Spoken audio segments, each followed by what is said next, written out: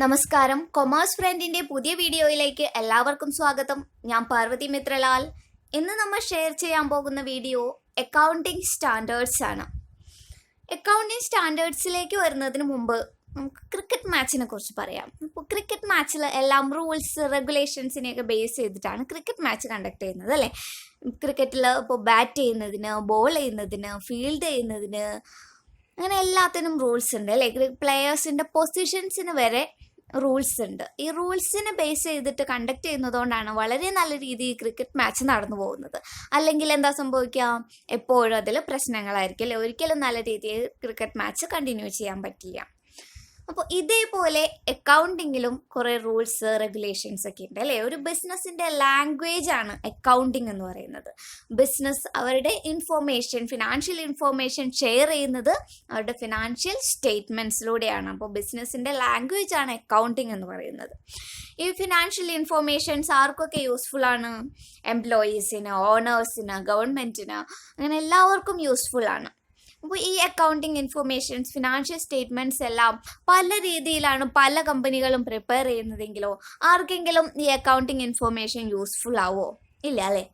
അപ്പോൾ accounting information കൂടുതൽ useful ആവുന്നതിന് വേണ്ടി, അവർക്ക് കമ്പയർ ചെയ്യുന്നതിന് വേണ്ടിയിട്ടൊക്കെ കുറേ റൂൾസ് റെഗുലേഷൻസ് ഒക്കെ നമ്മൾ അക്കൗണ്ടിങ്ങിൽ ഫോളോ ചെയ്യുന്നുണ്ട്. അങ്ങനെ അക്കൗണ്ടിങ്ങിൽ ഫോളോ ചെയ്യുന്ന ഈ റൂൾസിനെയും റെഗുലേഷൻസിനെയും ഗൈഡ് ലൈൻസിനെയും ഒക്കെയാണ് അക്കൗണ്ടിങ് സ്റ്റാൻഡേർഡ്സ് എന്ന് പറയുന്നത്. Accounting standards are a regulatory framework within which financial statements are prepared. They are the rules that ensure uniformity in preparation, presentation, and reporting of accounting information. അക്കൗണ്ടിങ്ങിൽ financial statements എല്ലാം prepare ചെയ്യുന്നതിന് follow ചെയ്യുന്ന കുറേ rules regulations, അതൊക്കെയാണ് ഈ accounting standards. കുറേ guidelines use ചെയ്തിട്ടാണ് നമ്മൾ ഈ അക്കൗണ്ടിങ് സ്റ്റേറ്റ്മെൻറ്റ്സ്, ഫിനാൻഷ്യൽ സ്റ്റേറ്റ്മെൻറ്റ്സ് എല്ലാം പ്രിപ്പയർ ചെയ്യുന്നത്. അതാണ് അക്കൗണ്ടിങ് സ്റ്റാൻഡേർഡ്. നമുക്ക് ഇന്റർനാഷണൽ അക്കൗണ്ടിങ് സ്റ്റാൻഡേർഡ്സ് എന്താണെന്ന് നോക്കാം. These are the standards to convey the accounting language to people all over the world. വേൾഡിൽ മൊത്തം ഫോളോ ചെയ്യുന്ന അക്കൗണ്ടിങ് റൂൾസ്, അക്കൗണ്ടിങ് സ്റ്റാൻഡേർഡ്സിനെയാണ് ഇന്റർനാഷണൽ അക്കൗണ്ടിങ് സ്റ്റാൻഡേർഡ്സ് എന്ന് പറയുന്നത്. ഓൾ ഓവർ ദി വേൾഡ് ഈ സ്റ്റാൻഡേർഡ് ആക്സെപ്റ്റഡ് ആണ്. ഈ ഇന്റർനാഷണൽ അക്കൗണ്ടിങ് സ്റ്റാൻഡേർഡ്സ് വരുന്നതിന് മുമ്പ് നമ്മൾ ഫോളോ ചെയ്തിരുന്നത് ജനറലി ആക്സെപ്റ്റഡ് അക്കൗണ്ടിങ് പ്രിൻസിപ്പിൾസ് ആണ്. പക്ഷേ ജനറലി ആക്സെപ്റ്റഡ് അക്കൗണ്ടിങ് പ്രിൻസിപ്പിൾസിൽ സെയിം ഐറ്റത്തിന് തന്നെ ഡിഫറെൻറ്റ് ട്രീറ്റ്മെൻറ്റ്സ് ഒക്കെയാണ് ഫോളോ ചെയ്തിരുന്നത്. പിന്നീട് 1929 വലിയ ഡിപ്രഷനൊക്കെ ഉണ്ടായപ്പോൾ മിക്ക കമ്പനികൾക്കും ലോസ് ഇൻകർ ചെയ്തു. അപ്പോഴാണ് അവർ ഈ അക്കൗണ്ടിങ് സ്റ്റാൻഡേർഡ്സ് റിവൈസ് ചെയ്യുന്നതിനെ പറ്റിയിട്ട് ആലോചിച്ചത്. അങ്ങനെയാണ് ഇന്റർനാഷണൽ അക്കൗണ്ടിങ് സ്റ്റാൻഡേർഡ്സ് അവർ ഫോം ചെയ്തത്. International accounting standards committee was established for formulating international accounting standards. അപ്പോൾ international accounting standard committee establish ചെയ്തിട്ടാണ് ഇന്റർനാഷണൽ അക്കൗണ്ടിംഗ് സ്റ്റാൻഡേർഡ്സ് ഡെവലപ്പ് ചെയ്തത്. പക്ഷേ ഈ ഇന്റർനാഷണൽ അക്കൗണ്ടിംഗ് സ്റ്റാൻഡേർഡ്സിന് ഒരു സ്റ്റാറ്റ്യൂട്ടറി അതോറിറ്റി ഉണ്ടായിരുന്നില്ല. അതുകൊണ്ട് തന്നെ കമ്പനികൾക്ക് മേലെ ഒരു ലീഗൽ ഒബ്ലിഗേഷൻ ഉണ്ടായിരുന്നില്ല ഈ അക്കൗണ്ടിംഗ് സ്റ്റാൻഡേർഡ്സ് ഫോളോ ചെയ്യണമെന്ന്. അവരെ ജസ്റ്റ് നമുക്ക് പ്രോത്സാഹിപ്പിക്കാനേ പറ്റുമായിരുന്നുള്ളൂ അക്കൗണ്ടിംഗ് സ്റ്റാൻഡേർഡ്സ് ഫോളോ ചെയ്യാൻ. ഇനി നമുക്ക് international accounting standards committee IASC എന്താണെന്ന് നോക്കാം. നമ്മൾ ഓൾറെഡി പറഞ്ഞു, ഇന്റർനാഷണൽ അക്കൗണ്ടിംഗ് സ്റ്റാൻഡേർഡ്സ് ഡെവലപ്പ് ചെയ്യാൻ വേണ്ടി കോൺസ്റ്റിറ്റ്യൂട്ട് ചെയ്ത കമ്മിറ്റിയാണ് international accounting standards committee. It came into force on 29th June 1973 at London. ലണ്ടനിലാണ് international accounting standard committee constitute ചെയ്തത്. അതിൻ്റെ മെയിൻ ഒബ്ജക്റ്റീവ് എന്താണ്? To formulate and publish accounting standards and promote their worldwide acceptance. Accounting standards develop ചെയ്യാനും അതിൻ്റെ പ്രൊമോഷനുമാണ് അതിൻ്റെ main objective എന്ന് പറയുന്നത്. ഇന്റർനാഷണൽ അക്കൗണ്ടിംഗ് സ്റ്റാൻഡേർഡ്സ് കമ്മിറ്റി എങ്ങനെയാണ് ഇന്റർനാഷണൽ അക്കൗണ്ടിംഗ് സ്റ്റാൻഡേർഡ്സ് ഡെവലപ്പ് ചെയ്തത് എന്നുള്ളത് നോക്കാം. അതിൽ ഫസ്റ്റ് സ്റ്റെപ്പായിട്ട് പറയുന്നത് IASC first issues exposure draft on selected topic of accounting. അതിൽ പറയുന്നത് ഏത് ടോപ്പിക്കിനെ പറ്റിയിട്ടാണോ ഒരു സ്റ്റാൻഡേർഡ് ഡെവലപ്പ് ചെയ്യേണ്ടത്. ഇപ്പോൾ ഇൻവെന്ററി ആണെങ്കിൽ ഇൻവെന്ററിനെ പറ്റിയിട്ട് ഒരു എക്സ്പോഷർ ഡ്രാഫ്റ്റ് അവർ പ്രിപ്പയർ ചെയ്യും. എക്സ്പോഷർ ഡ്രാഫ്റ്റ് എന്ന് പറയുന്നത് ഒരു ഫൈനൽ അല്ലാത്ത ഒരു ഡോക്യുമെന്റ് ആണ്. പക്ഷേ അത് മറ്റുള്ളവർക്ക് ഡിസ്ട്രിബ്യൂട്ട് ചെയ്യാം, അവർക്കത് റീഡ് ചെയ്യാം. അപ്പോൾ എക്സ്പോഷർ ഡ്രാഫ്റ്റ് അവർ ഫസ്റ്റ് പ്രിപ്പയർ ചെയ്യും. then invite comment from professional bodies, securities markets and regulatory agencies. അപ്പോൾ റെഗുലേറ്ററി ഏജൻസീസിനും സെക്യൂരിറ്റീസ് മാർക്കറ്റ്സിനും പ്രൊഫഷണൽ ബോഡീസിനൊക്കെ അവർ ഈ എക്സ്പോഷർ ഡ്രാഫ്റ്റ് ഡിസ്ട്രിബ്യൂട്ട് ചെയ്യും. അവരിൽ നിന്ന് സജഷൻസും കമൻസും ഒക്കെ അവർ സ്വീകരിക്കും.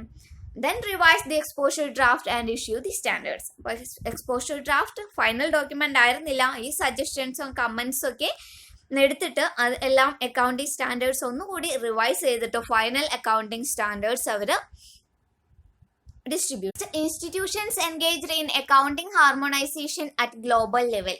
ഇപ്പോൾ ഗ്ലോബൽ ലെവലിൽ വേൾഡിൽ മൊത്തം ഒരേ രീതിയിൽ അക്കൗണ്ടിങ് ഫോളോ ചെയ്താൽ മാത്രമേ, അക്കൗണ്ടിങ് റൂൾസ് ഫോളോ ചെയ്താൽ മാത്രമേ നമുക്ക് കമ്പാരിസൺ ഒക്കെ എളുപ്പമാവുള്ളൂ. അപ്പോൾ അക്കൗണ്ടിങ് ഹാർമോണൈസേഷന് വേണ്ടിയിട്ട് കുറച്ച് ഇൻസ്റ്റിറ്റ്യൂഷൻസ് വർക്ക് ചെയ്യുന്നുണ്ട്. അത് ഏതൊക്കെയാണെന്ന് നോക്കാം. International accounting standard board IASB,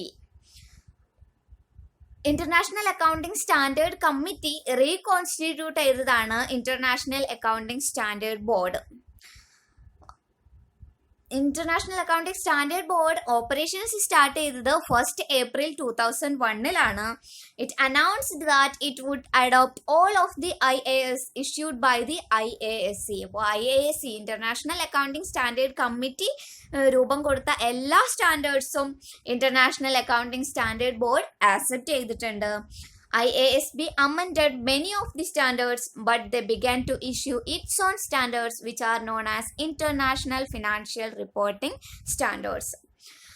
IAS പല ഇന്റർനാഷണൽ അക്കൗണ്ടിങ് സ്റ്റാൻഡേർഡ്സും IASB റിവൈസ് ചെയ്തിട്ടുണ്ട്. പക്ഷേ IASBയുടെ മാത്രമായിട്ടുള്ള അക്കൗണ്ടിങ് സ്റ്റാൻഡേർഡ്സുകളുണ്ട്. IASB ഇഷ്യൂ ചെയ്യുന്ന അക്കൗണ്ടിങ് സ്റ്റാൻഡേർഡ്സ് ആണ് international financial reporting standard IFRS എന്ന് പറയുന്നത്. IFRSനെ കുറിച്ച് ഡീറ്റെയിൽ ആയിട്ടുള്ള വീഡിയോ നമ്മൾ നെക്സ്റ്റ് ഡേയിൽ പ്രിപ്പയർ ചെയ്യുന്നതാണ്. നെക്സ്റ്റ് ഇൻസ്റ്റിറ്റ്യൂഷൻ ആണ് financial accounting standard board. Financial accounting standard board establish ചെയ്തത് 1972 അവർ ഫങ്ഷൻ ചെയ്ത് തുടങ്ങിയത് 1973. FASB ഒരു ഇൻഡിപെൻഡന്റ് ആയിട്ടുള്ള private sector non profit organisation ആണ്. USA FASB കോൺസ്റ്റിറ്റ്യൂട്ട് ചെയ്തിട്ടുള്ളത്. It establishes financial accounting and reporting standards for private and public companies. Private കമ്പനീസിനും public കമ്പനീസിനും ഒരേപോലെ ഫോളോ ചെയ്യാവുന്ന അക്കൗണ്ടിംഗ് റൂൾസ് ആണ് FASB പബ്ലിഷ് ചെയ്യുന്നത്. അതിന് main function to establish and improve generally accepted accounting principles within USA in public interest. FASB ആണ് generally accepted accounting principles develop ചെയ്തത്. അവരുടെ main function generally accepted accounting principles improve ചെയ്യാന്നുള്ളതാണ്. ഇനി നമുക്ക് ഇന്ത്യയിലെ accounting standards എന്താണെന്ന് നോക്കാം. ഇന്റർനാഷണൽ അക്കൗണ്ടിംഗ് സ്റ്റാൻഡേർഡ്സ് ഡെവലപ്പ് ചെയ്തപ്പോൾ ഇന്ത്യയിൽ institute of chartered accountants of India accounting standard board constitute ചെയ്തു. അക്കൗണ്ടിംഗ് സ്റ്റാൻഡേർഡ് ബോർഡാണ് ഇന്ത്യയിൽ അക്കൗണ്ടിംഗ് സ്റ്റാൻഡേർഡ് ഡെവലപ്പ് ചെയ്തത്. അക്കൗണ്ടിംഗ് സ്റ്റാൻഡേർഡ് ബോർഡ് കോൺസ്റ്റിറ്റ്യൂട്ട് ചെയ്തത് 21st April 1977. ഇനി നമുക്ക് അക്കൗണ്ടിംഗ് സ്റ്റാൻഡേർഡ് ബോർഡിന്റെ മെയിൻ ഫങ്ഷൻസ് എന്താണെന്ന് നോക്കാം. ഏറ്റവും മെയിൻ ഫങ്ഷൻ എന്തായിരിക്കും? അക്കൗണ്ടിംഗ് സ്റ്റാൻഡേർഡ്സ് ഡെവലപ്പ് ചെയ്യാന്നുള്ളതായിരിക്കും. ഇന്ത്യയിൽ എങ്ങനെയായിരിക്കും അക്കൗണ്ടിംഗ് സ്റ്റാൻഡേർഡ്സ് ഡെവലപ്പ് ചെയ്യുക? ഇന്ത്യയിലെ ഇക്കണോമിക് കണ്ടീഷൻസിനും ബിസിനസ് എൻവയോൺമെന്റിനും ഇന്ത്യയിലെ കസ്റ്റംസിന് യൂസേജിന് ഇന്ത്യയിലെ നിയമങ്ങൾക്കൊക്കെ അനുസൃതമായിട്ടുള്ള അക്കൗണ്ടിംഗ് സ്റ്റാൻഡേർഡ്സ് ആയിരിക്കും ഇന്ത്യയിൽ ഡെവലപ്പ് ചെയ്യുക. നെക്സ്റ്റ് പറയുന്നത് to actively promote pronouncement of international accounting standard board. അപ്പോൾ ഇന്റർനാഷണൽ അക്കൗണ്ടിംഗ് സ്റ്റാൻഡേർഡ് എല്ലാ രാജ്യങ്ങളിലും ഒരേപോലെ ഫോളോ ചെയ്താലേ ഒരു ഇന്റർനാഷണൽ ഹാർമണി ഉണ്ടാവുള്ളൂ. അതിന് വേണ്ടിയിട്ടാണ് ഇന്റർനാഷണൽ അക്കൗണ്ടിംഗ് സ്റ്റാൻഡേർഡ് ബോർഡിന്റെ പ്രൊണൗൺസ്മെന്റ്സ് ഒക്കെ പ്രൊമോട്ട് ചെയ്യുന്നത്. നെക്സ്റ്റ് പറയുന്നത് to persuade the concern parties to adopt accounting standards. അതിന് കറക്റ്റ് ആയിട്ടുള്ള സ്റ്റാറ്റ്യൂട്ടറി ബോഡി ഇല്ല. അതുകൊണ്ട് എല്ലാ കമ്പനീസിനെയും നമുക്ക് പെർസ്വാഡ് ചെയ്യാനേ പറ്റുള്ളൂ.